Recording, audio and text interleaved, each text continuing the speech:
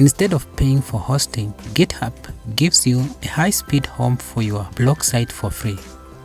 To get started, open your browser and search for GitHub Pages. Select GitHub Pages link on top here. On this new page, you can learn how to get started. You need to have an account with GitHub in order to create a repository. Click on Quick Start to see the tutorial on how to build your blog.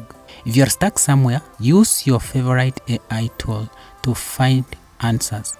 In fact, you can skip the tutorial on GitHub Pages website here and ask AI to guide you step by step until you link your blog to your HTML website. Either of the ways works.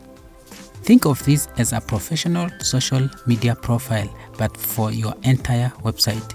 You push your files there and they are live globally in seconds.